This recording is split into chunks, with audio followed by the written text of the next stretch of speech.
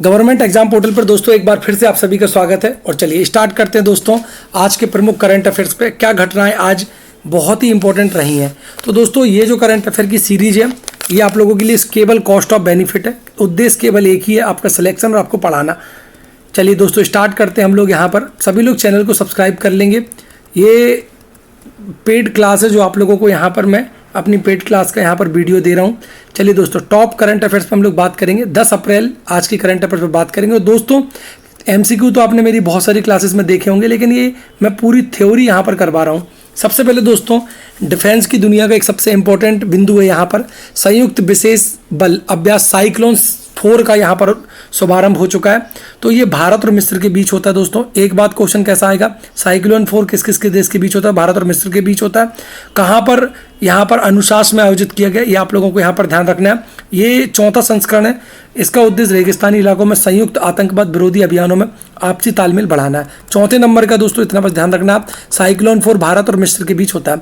INS Sunaina और mission सागर ये बहुत ही इंपॉर्टेंट है। भारत और मालदीव के बीच समुद्री सहयोग को मजबूत करने के लिए INS सुनैना मालदीव की राजधानी माले पहुंच चुके हैं। सर ये करेंगे क्या? इंडियन ओशन रीजन की सिक्योरिटी करेंगे। सबसे बड़ी जो सागर है वो security and growth for all the region. तो दोस्तों यहाँ पर आप लोगों को अगर दिख रहा हो तो यहाँ पर आप लोगों को सागर का यहाँ पर ये फुल फॉर्म पूछ सकता है। जैसा कि आप लोगों को यहाँ पर दिख रहा होगा सागर का जो फुल फॉर्म है, यहाँ पर आप लोग देख सकते हैं security and growth for all, growth for यहाँ पर आप देख सकते हो दोस्तों ऑल द रीजन। ये आप लोगों को पूछ सकता है, यहाँ पर सागर का फुल फॉर्म पूछ सकता है। भारतीय सेना का ऑपरेशन हिम सेतु देख सकते हैं आप लोग। भारतीय सेना के त्रिशक्ति कोर द्वारा उत्तरी सिक्किम में दोस्तों ये सारी चीज़ें इतनी तेज़ी से क्यों चल रही हैं? क्योंकि पूरी दुनिया एक वर्ल्ड वार से निकली हुई है। अभी थोड़े समय पहले आपने देखा होगा। तो ये बहुत सारी चीज़ें दुनिया के हर देशों में चल रही हैं। संयुक्त सैन्य अभ्यास और पहले से भी चल रहे थे, अब और तेज हो चुके हैं और इन पे क्वेश्चन भी आना लाजमी है। जैसा कि आपको पता होगा ईरान और अमेरिका का जो वार था वो रुक गया और पाकिस्तान इसमें एक बहुत बड़ी भूमिका में आया और 10 बिंदु हैं जिनको आप लोग देख सकते हो। पाकिस्तान ने कहीं ना कहीं समझौता करवाया, ये भी एक बड़ी बात है। और हॉर्मुज का जो एक विवाद है वो बहुत बड़ा विवाद चल रहा है दोस्तों, इस पर मैं एक अलग से वीडियो लाऊंगा। वियतनाम के नए राष्ट्रपति तो लाम बन गए। तो लाम याद रखना आपको 2026 में यहाँ के राष्ट्रपति बने। वियतनाम की राजधानी हनोई है, इसकी मुद्रा डोंग है ना। वियतनाम और कभी अमेरिका का भी युद्ध हो चुका है और अमेरिका इतिहास में कोई युद्ध नहीं आ रहा है, परंतु वियतनाम से वो लगभग जीत नहीं पाया था, उसको वापस होना पड़ा था। 1960 के दशक की बात है। चलिए उस समय उत्तरी वियतनाम और दक्षिणी वियतनाम 2 देश हुआ करते थे, फिर एक ही हो गए। मुख्यमंत्री अन्नपूर्णा योजना उड़ीसा की दोस्तों ये PDS के लिए सबसे इंपॉर्टेंट योजना है। इसको आप लोग एग्जाम में बिल्कुल ध्यान रखना। ये उड़ीसा की योजना है। कहाँ की योजना है दोस्तों? उड़ीसा। ये आप लोगों को पूछेगा। मोहन मांझी की यहाँ पर सरकार है। यहाँ पर इस योजना के तहत लाभार्थियों को उनके मौजूदा कोटों के अतिरिक्त 5 किलो प्रति ग्राम चावल और दिए जा रहे हैं। ये PDS दोस्तों यहाँ पर मैं आपको 5-6 बातें और बता देता हूँ जो आपके एग्जाम के लिए बहुत इंपॉर्टेंट है। सबसे पहले PDS की जो शुरुआत है पब्लिक डिस्ट्रीब्यूशन सिस्टम, गरीबों के लिए अनाज देने के लिए 1960 में इसकी शुरुआत हुई थी, परंतु PDS थोड़ा सा दिक्कत चल रही थी इसलिए उसको RPDS किया गया। इसी में रिन्यूएशन किया गया 1992 में, यहाँ पर RPDS आया। और दोस्तों सबसे इंपॉर्टेंट है जो वर्तमान में चल रहा है TPDS। जो TPDS है आपका दोस्तों वो 1997 में आया। तो ये आप लोगों को यहाँ पर ध्यान रखना है। TPDS आप लोगों को पूछ लेगा। TPDS 1997 में आया हुआ। ये आप लोग T का मतलब टारगेट है। अब हर व्यक्ति को अनाज नहीं मिलता, केवल टारगेट को मिलता है। प्रधानमंत्री मुद्रा योजना दोस्तों जैसा कि मैंने कल भी बताया था 11 वर्ष पूरे हो चुके हैं। 8 अप्रैल 2015 की योजना, 16 से इसका सही तरीके से क्रियान्वयन हो चुका था। 8 अप्रैल 2015 की योजना 11 साल अपने पूरे कर चुकी है। इसमें 4 प्रकार के लोन मिलते हैं। शिशु, किशोर, तरुण, वयस्क तक के लोन मिलते हैं। 8वां पोषण पखवाड़ा नई दिल्ली में शुरू हुआ दोस्तों। ये यहाँ पर महिला एवं बाल विकास मंत्री मोदी सरकार की अन्नपूर्णा देवी हैं जिन्होंने यहाँ पर 8वां पोषण पखवाड़ा शुरू किया है। पखवाड़ा का मतलब 15 दिन चलता है, 9 अप्रैल से 23 अप्रैल तक चलेगा और 0 से 6 वर्ष के बच्चों के दिमागी विकास के लिए यहाँ पर किया गया। कैंसर एक अधिसूचनीय रोग घोषित कर दिया गया तेलंगाना सरकार ने।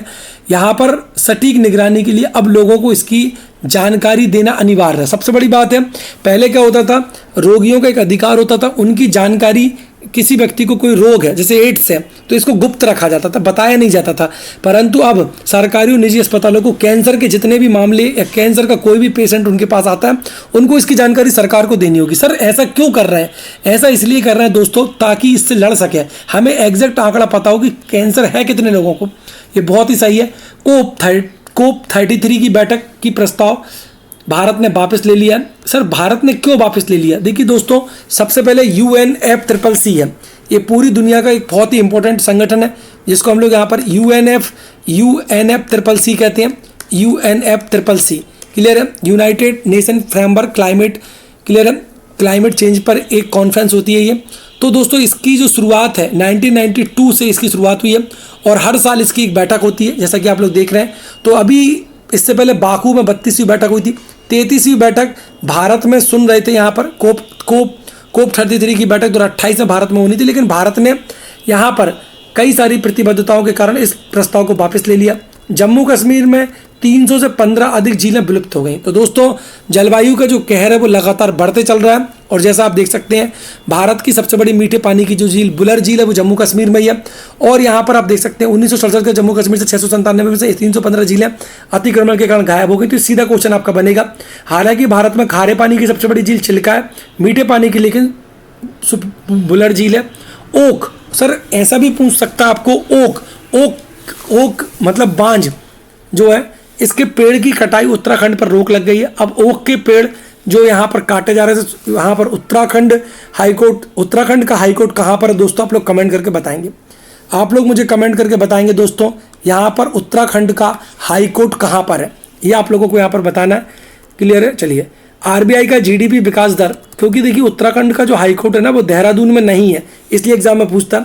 RBI reserve bank of India का GDP विकास दर का अनुमान कितना है? तो 6.9 यहाँ पर लगाया गया, डायरेक्ट आप लिख लेना 6.9 का अनुमान लगाया गया।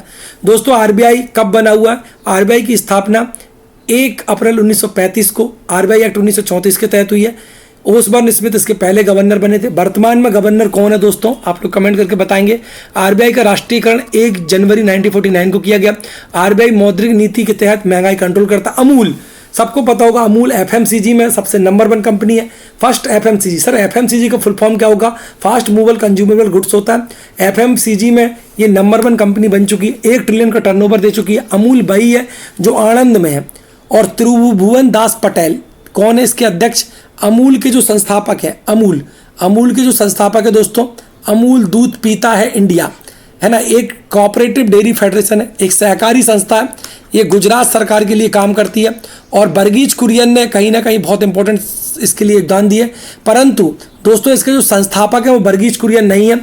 अमूल के संस्थापक त्रिभुवन दास पटेल है, इन्होंने इसकी स्थापना की थी, जो सरदार वल्लभ भाई पटेल से भी जुड़े हुए हैं।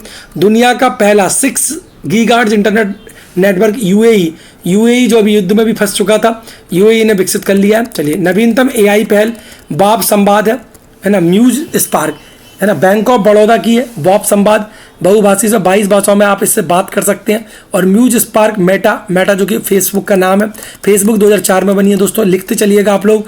मेरी जो क्लास आप लोग ले रहे हैं, जिन को मैं लिंक भेज रहा हूँ, केवल ये क्लास उनको मिलने वाली है, बाकी लोगों को नहीं मिलेगी।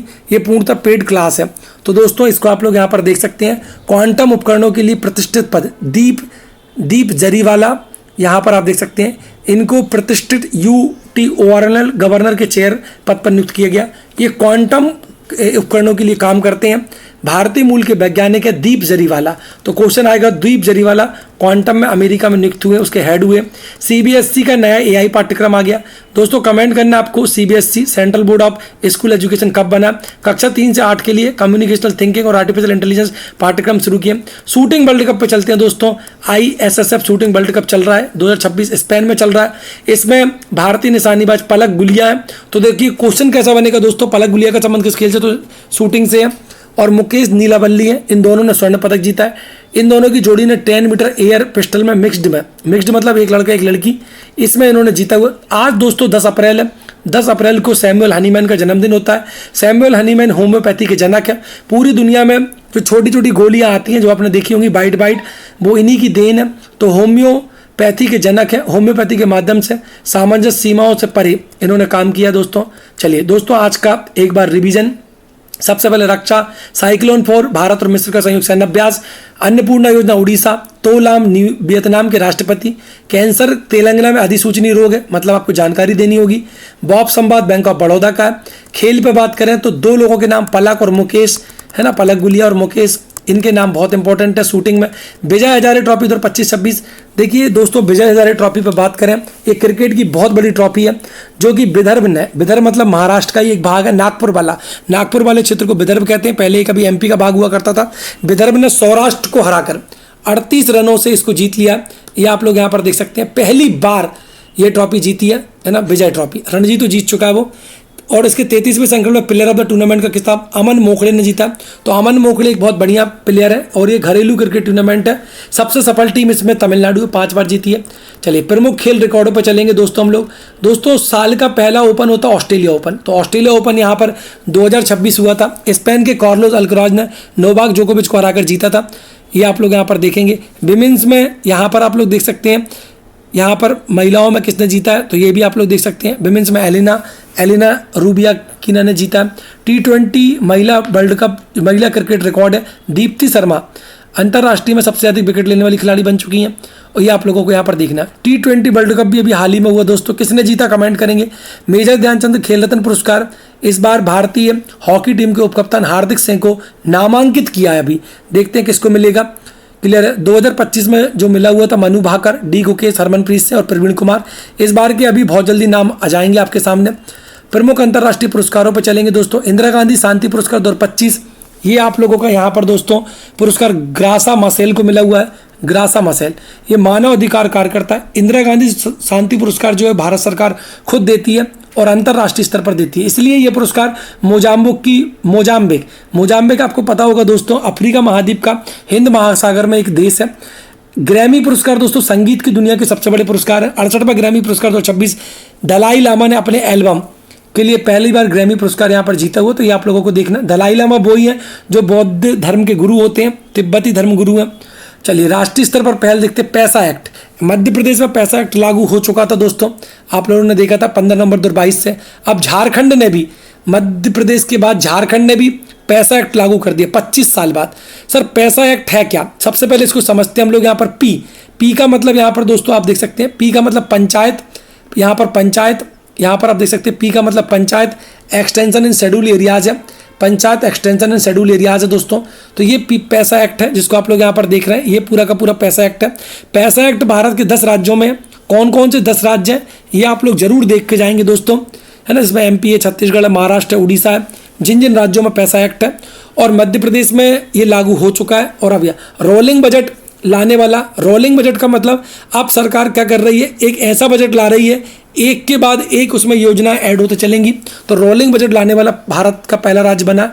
मध्य प्रदेश सरकार 2026 कृषि वर्ष मना रही है। इसी के तहत मध्य प्रदेश सरकार ने क्या किया, यहाँ पर सबसे इंपॉर्टेंट किया मध्य प्रदेश सरकार ने, मखाना महोत्सव बालाघाट, सिंगाड़ा महोत्सव बालाघाट, गन्ना महोत्सव नरसिंहपुर और आम महोत्सव भोपाल में मनाएगी इसी के तहत।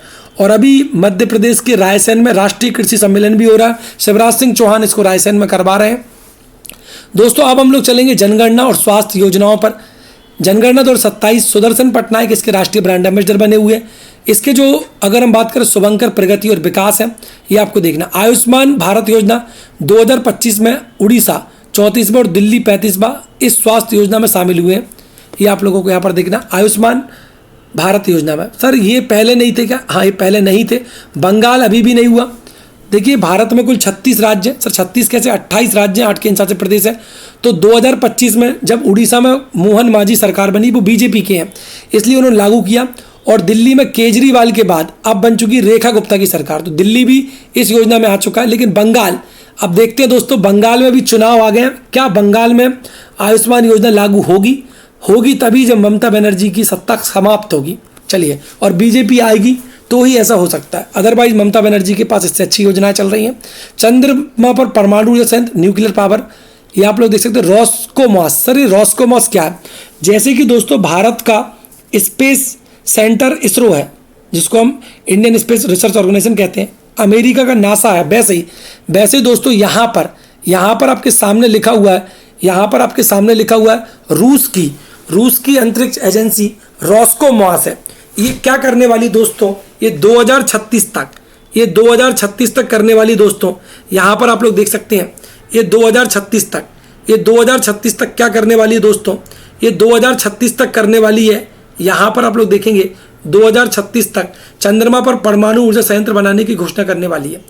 यह चीन के साथ मिलकर इंटरनेशनल लूनर रिसर्च स्टेशन को बिजली देगा। तो ये आपको देखना है। आर्टेमिस दोस्तों एक बहुत इंपॉर्टेंट है।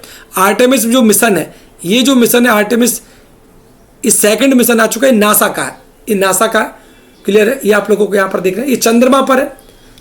53 वर्षों के बाद अंतरिक्ष यात्रियों को चंद्रमा पर भेजने के लिए आर्टेमिस 2 लॉन्च किया। सबसे पहला व्यक्ति नील आर्मस्ट्रांग चंद्रमा पर गया था, जो अमेरिका ने भेजा था। ये आप लोगों को ध्यान रखना।